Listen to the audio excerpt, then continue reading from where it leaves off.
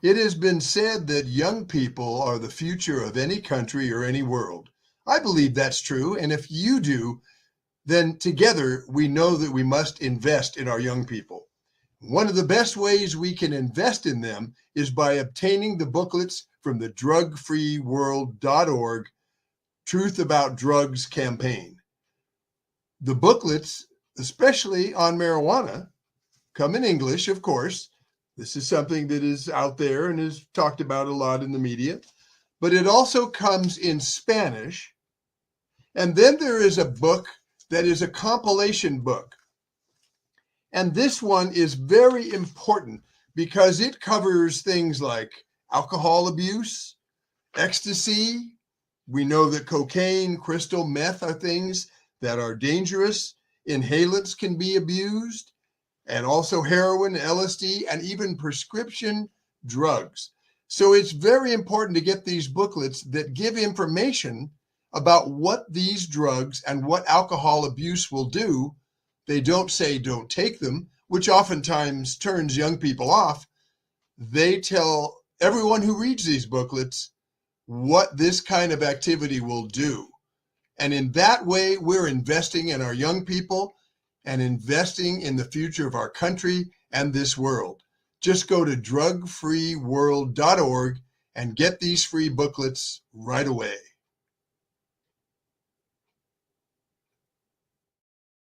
Welcome to We Have the Power. I'm your host, Brian Gardner. And of course, those booklets are a great idea. You can't have a thoroughly thriving country without, people staying away from those kinds of temptations and destructive behaviors. I am so pleased to have Connie Myers on the program today from Be Prepared, BeReady.org. That is the website. Name of the organization is Be Prepared, Be Ready. Welcome to the show, Connie. Thank you so much for having me. I am just really thrilled to be here. So I went through the disaster preparedness training in Northern California, and when I moved here 7 years ago, I am a big believer in being prepared. I still have 2 full emergency kits in my car at all times in case I should need them. And so when I heard about what you were doing and met you, I knew I wanted you on We Have the Power, because we do have the power to get through emergency. So please tell me, how did you get started with all this? Well, let me just preface this by saying that you're like one of about 10% of the people out there that have anything prepared. So I was a FEMA inspector and trainer for 7 years. I did over 50 disasters myself, and I trained thousands of inspectors. And the one thing that I can tell you is that after the news goes away, and as FEMA shows up and the Red Cross and all of the infrastructure and everything, it is years. It is years before a town or a community comes back together again. Right. How it affects people's lives, especially kids, is astronomical. Over 50% of people that go through a major disaster end up with PTSD. And a lot of times in the kids, it's not noticed right away because the mom and dad are just trying to get their lives back together. Sure. They don't notice any of the behaviors that might be displayed by the kids, and it could manifest itself over years. Yeah. So that's how I got into it. Mm-hmm. And I always tell people that I was like a cat with 9 lives. I had 9 different careers. But in reality, it was all training for what I'm doing today. Yeah, I love kids. I think they're the future of any country, any world. And the idea that, an earthquake would hit, right? Or some other kind of situation. And that these young kids, or any age really, but young kids would be able to go, I know exactly what to do. Not like, what do I do? Oh my gosh. I want to see these kids who are like 8 and 9 just walking where they need to go, knowing what to do. That's the kind of country I think we should be fostering, a public like that. Well, you know what? That is what Be Prepared, Be Ready is all about. So I actually have a really quick story about that. Yesterday, I got a call from somebody I gave a kit to for her grandchild, and he's 5. And she sat him down with the kit. She's taking everything out, and And he says, this is going everywhere. He was so excited and so thrilled. And it was so important to him. Yeah. And that's what we need to do with our kids. We need to give them some faith, because Yeah. right now 76% of parents are worried about their kids' fears, anxiety, depression. Yeah. 76%. 75% of kids are worried, is there going to be a planet to live on? Am I going to get shot? Am I going to be bullied? Am I going to be harassed online? Am I going to be able to go to school? Am I going to be able to get a job?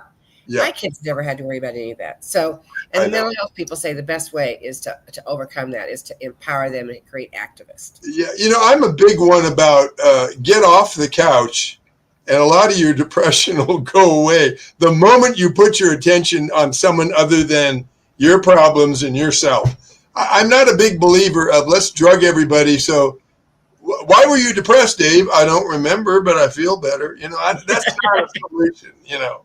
That's not a solution. And the idea you're getting these kids active doing things, man, production and activity is where morale comes from.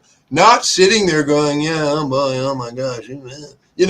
It's getting out there and helping others. And I've read scores of doctor articles, and maybe somebody not quite in the medical profession, but saying that the minute you put your attention on outwardly, hey, my elbow doesn't hurt so bad anymore, or something, Exactly. along those lines. Exactly. So you piqued my interest, and I'm sure my viewers, when you mentioned that one word, kit. Tell us about the kits. Oh, you're going to show us one. Look at this. This is show and tell. Okay. This is the kit. It gets Velcroed into the bottom of a kid's everyday backpack. So it goes to school, the playground, wherever that backpack goes. And in it, there is a tracking system where parents can track where the child is. Okay. It's called Rescaler. It's a global company. And Yeah. it's not a cell phone, so it doesn't track by cell phone. It tracks by satellite, so cell phone towers go down. In my best New York accent, you got to tell me, what do you got in this bag anyway? Go ahead, tell me. Yeah. This is called Bleed Stop. It'll stop a small cut to a big Okay. wound. All right. We have a sanitizer bottle. Okay. We have an N95 mask. Yep. We have all the important numbers, including the poison number for overdose and the suicide hotline number. They put all their important numbers. Mylar blanket. Okay. Turn that blanket around. I want to see the front of the package. Oh, it is the same. I see. Yeah. It was just gray. I couldn't see it. Yeah. Okay. Yeah. A glow stick for light. Sure. A whistle. And when I was doing my preliminary testing, I gave kits to kids. A fidget toy. I didn't know what a fidget toy was, but it helps to calm you down. Oh, yeah. Yeah. So all of that is in the kit, but they also get, when they get their Go kit, they get an emergency backpack. Wow. And in the backpack is a 7-in-1 tool. What goes into a kid's emergency backpack, as well as a booklet called Make the Plan, Do the Plan, that tells the parents what they need to do to be prepared. So we're starting to educate the parents. Fantastic. At the same time. Now, if I was a parent of a young child, or maybe middle school or something, what would you be teaching them in there, besides giving them the kit? What do they get taught? You don't do first aid necessarily. We do some first aid, just simple first aid, and what to do if there is an emergency, what to do. But we have what we call our Little Voices Big Impact Ambassador Program. Wow. And the program itself is designed for 13 to 17-year-olds to be able to submit a 1-minute video about why they want to be the Kits for Kids spokesperson in their community. Yeah. But that program is going to take all kinds of education out to that child's community. And they are going to be the voices, because as we all know, kids are the best salespeople on the planet, number one. Number two, the parents will listen to the kids or the grandparents, the kids, before they'll listen to us. Yeah. And FEMA calls it preparedness procrastination. People don't want to be prepared. No, I know. Less than 10% of people are prepared for anything. So the goal with this is to help 30 million people be better prepared and more sustainable. And we're going to do that by using the voices of kids. Okay. Now, what do you prepare them for? It's probably pretty broad, but what are the main things you prepare them for through your program? So it depends upon where the child is. Sure. Like we're in Las Vegas, so people say there's not a lot of disasters. You know what the number one killer of all other disasters combined, what the number one killer is? Tell me. Heat. Of course. We have heat here in Vegas. And because it's not like something where you're going to have like 3 or 4 people die at the same time, it doesn't make the news, right? So teach them, if they're in California, we're going to teach them about wildfires, house fires, earthquakes, what they need to do. Mm-hmm. And we have what to do to prepare, what to do when you're to survive, and then what to do to start recovery. Right. Now, as they grow older, do you also plant the seeds for them going through the CERT program? Oh, absolutely. CERT, can you define that for our viewers? Sure. It's the Community Emergency Response Team. It's all volunteer. It falls underneath FEMA. Yes. But there's actually a lot of communities now that are using their high school kids to become the CERT certified. And by the way, it is totally free. If you don't have a CERT program in your community, reach out to me, and I have the kit on how to start one. Good. Now, we will give your information at the end of the show. But right now, if you could give, how would people reach you for that or any other way they want to be in touch with you? What's the best way to reach you? Okay. The best way to reach me is my phone, either email or cell phone.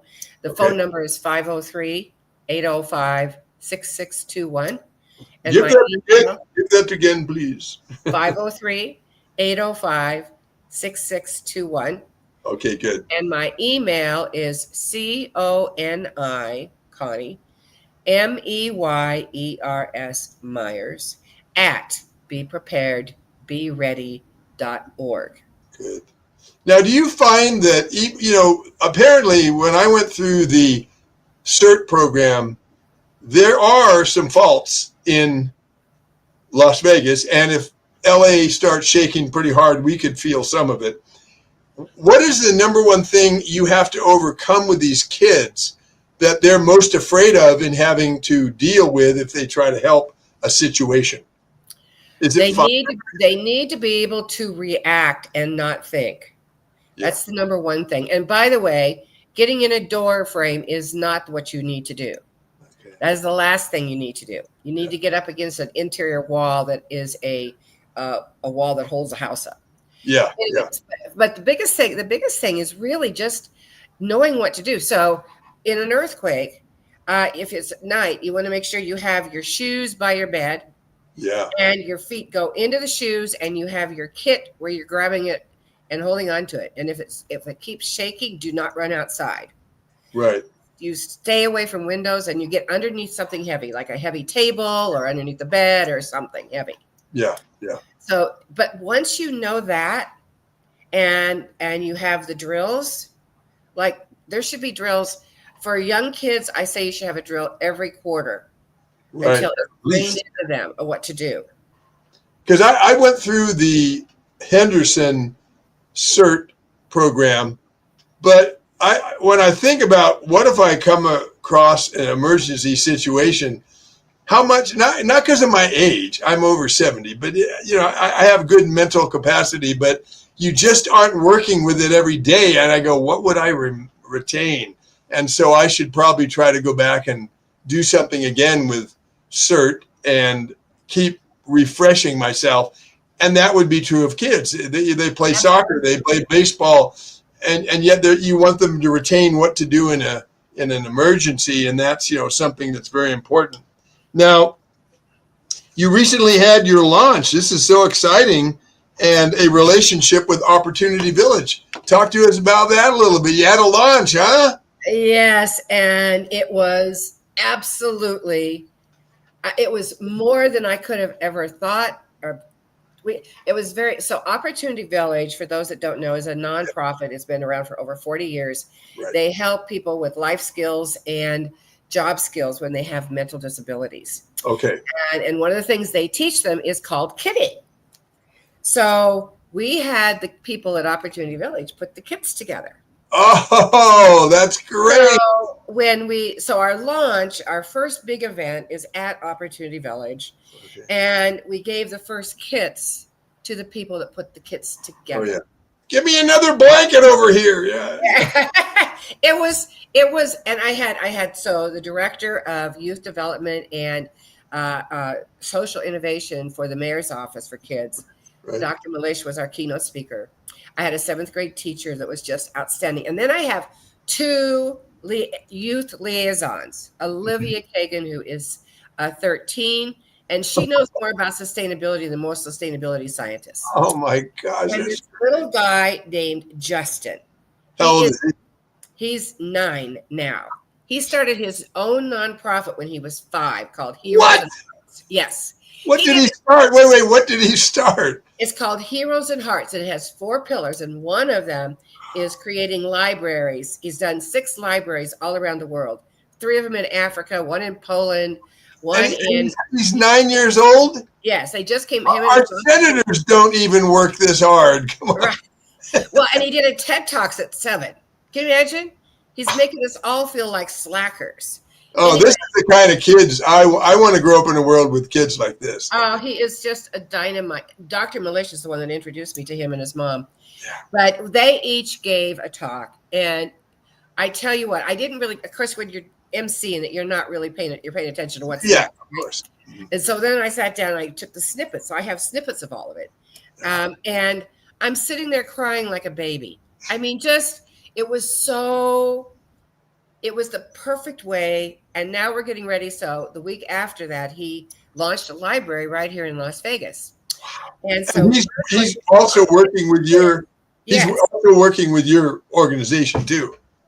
Yes, so we're going to do our first Kits for Kids in the library that he just launched at one of the schools here. I hope. It's not fun. Now explain a little bit. It's a little outlandish that a 9-year-old could launch a library. Tell me, is it a library that's already there and he added other activities? I mean, he didn't get a crew in and build the building, did he? Not the building. Yeah. But they built it, like Home Depot helped him with this one. Okay. Where they built out the shelves and there's computers in there. There's all this. And then where did he get the funding for this? Oh, well, his mom is very innovative. Let me tell you, she is brilliant. I'm learning from her a lot. That's just an amazing story. Can you tell him I want to interview him on my show? Absolutely. Oh, I want him and his mom. I would prefer to have a parent with him, of course. Oh, yes. Well, yeah. But I want him and his mom on the show. Please let her know. Oh, you bet. They'll love it. So, I don't have the power anymore. That kid has the power. No. Well, that's what. So if we're going to help, the mental health people say the best way is for kids to become empowered. Well, the only way they can do that is with knowledge and to be able to be given the opportunity to make a difference, which is what the ambassador program is all about. Yeah. Because once we teach kids and they're out there talking to the community, they're going to bring up the younger kids. They're going to take in the civic organizations, the kid organizations, all of that.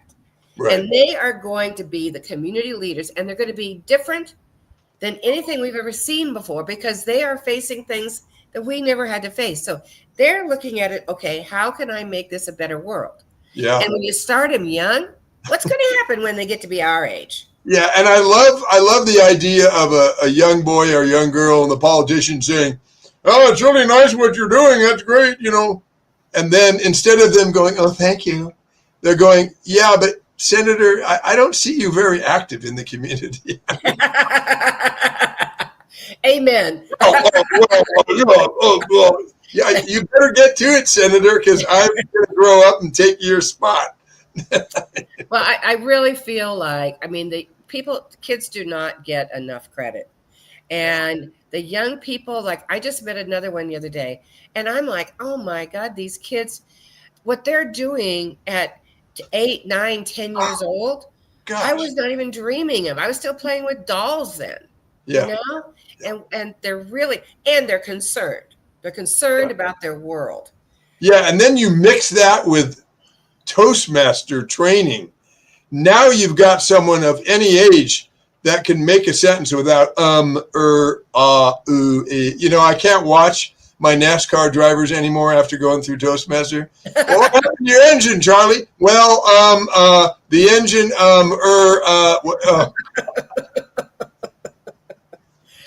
Well, I mean, this started as an important mission, but it has turned into amazing. not just a passion, but there's nothing, mark my words. I told Opportunity Village, they put together 300 kits for the initial launch. Good. I said, by the end of next year, you're going to do 100,000 kits. Now, what do you need? What do you need? I have a question here that I love. What help do you need for this project? Kits for kids. We need volunteers. Okay. We need funding. We need sponsorships. We want to be able to give these kits to these kids through sponsorships and making donations. Every time you make a donation of either $25 or $60, you're purchasing a kit.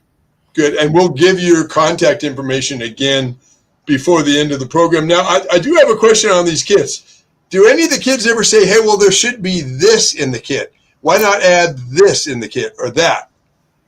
Yeah, that's one. Okay. Okay. And then the other day, I talked to, I think he was 14, and he had diabetes. He's really old, what is he getting into this so late for, Yeah, exactly. Anyway, he mentioned we should have glucose tablets. So that's going to be something that we're going to add. And we are going to have Band-Aids too. Wouldn't Band-Aids be a good item? That's what the Bleed Stop is all about. Oh, that's what that is. Okay, good. I wasn't sure. Yeah. Okay. Yeah, we talked about having like a cloth or something like that, but the problem with that is that it could be misused and it could actually do more harm than good. So the Bleed Stop, and in the backpack, we're going to have Band-Aids and that kind of stuff. The emergency backpack. Yeah, that's good. That is so good. And so a young person getting involved with your organization, the parents don't need to pay for the backpack. That is something someone has made the money available to you so you can donate it to the parent's child. Is that correct? Let's hope so. That's how it's supposed to work. That is the goal. That is the goal. Now, obviously, if you are financially able to, you can go on. I have a lot of grandparents who are saying, how can I buy these kits for my grandkids? Yeah, of course. And so it's like, you can go on and you make a donation and give us your address and we'll send you a kit if you make a donation. Now, are you planning, not so much this year, although there's a few festivals coming up, because with my band, we're looking at playing some things and maybe even doing some work with you. But when springtime comes around, then you're going to be involved in these festivals and art shows with a table or a booth, right? Oh, yes, absolutely, yes. And anybody that has something that they feel is an event of some kind that you file. And then think of anybody that's involved with the back to school backpack program. Yeah. Please reach out to me. Please reach out to me, because these should go in those backpacks right along with the pencils. Right. Yeah, because those kind of things are so needed. And as we have about, 7 minutes or so left, just want to have you tell us any other success stories. You've shared a couple with us, and they're so great. I want to hear another one. But I also want you to answer, why do you take your time and do this? You could be touring the Riviera or, going to, Niagara Falls or something. Yeah. Well, this has been self-funded for the last 3.5 years. Okay. So I've not only do I have my heart invested, but I've put my money where my mouth is. Yeah. And to me, it is absolutely the most important thing that I can do with the background that I have to make a difference. Yeah. And I tell everybody, find your passion, find it. What can you do? It's so rewarding giving back. I was physically addicted to being a FEMA inspector. I would come home and I would be the first one in and the last one to leave. And I would come home, I'd get physically sick for a day, and then I'd turn on the TV to see where I was going to go next. Wow. Now I could pick and choose. Do I want to go to California? Do I want to go to Kentucky? Do I want to go to Florida? Where do I want to go to work on disasters? Now you're retired from that so that you can work on your campaign as much as you want to. Before we end the show as well, because I didn't necessarily do it at the beginning, but give us, talk about yourself a little bit. Give us a little bit more of your history besides the FEMA so that people know I have got to get in touch with her because look what she's done. Give us a little more on what you've done. And then as you end, we have enough time. I want to hear one more success story from a kid that got turned around. Okay. Well, I have eight international best-selling books. Okay. Well, and everything I've done. So broad background. After my husband passed away, I became a life coach and a leadership coach. Most of my books are on leadership. Okay. And I used to say, what does that FEMA stuff have to do with anything I'm doing? It has everything to do with what I'm doing. And so I think, so there was this young girl, and this was just in the planning stages. I didn't have the kits or anything yet. And I told her about the idea. And so she went home that day and she talked to her mom about the fact that I was trying to come up with a kit. So she took it on herself she put it in just a little paper bag, but she started gathering things that she thought should go into the kit. And the one thing I can tell you that when kids open that kit, some of them open it up and go, "Oh, what do I need this for?" Right?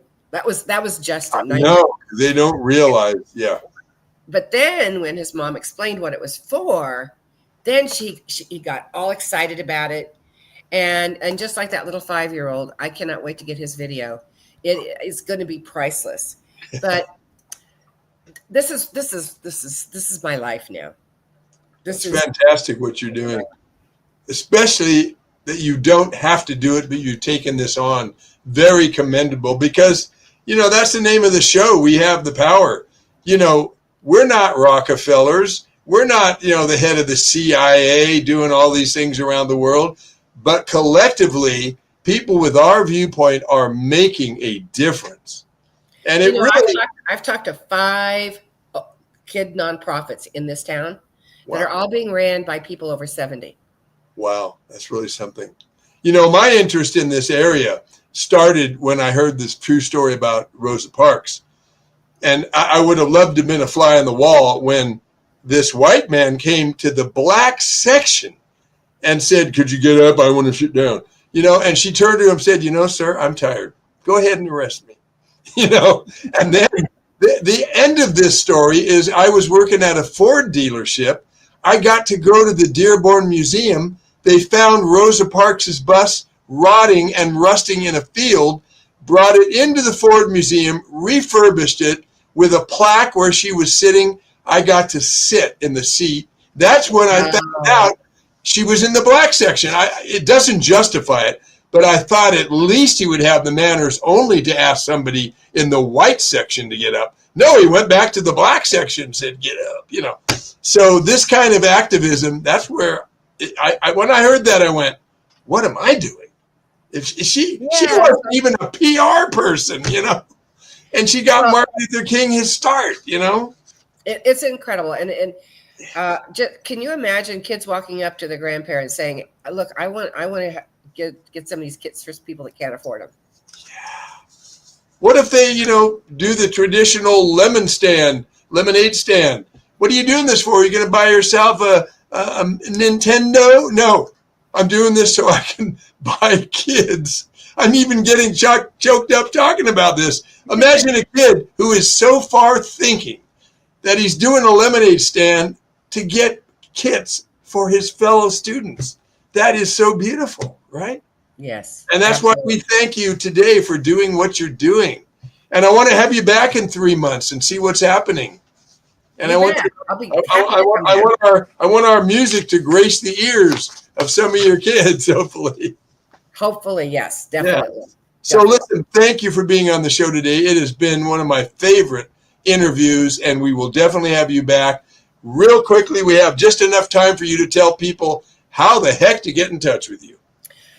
Okay, my cell phone number is 503-805-6621, 503-805-6621. 888-878-6621. My email, just go to Be Prepared, Be Ready and hit the contact button. Yeah, sounds good. You're doing wonderful work. I look forward to interacting with you over the next few months, and we'll have you back on the program.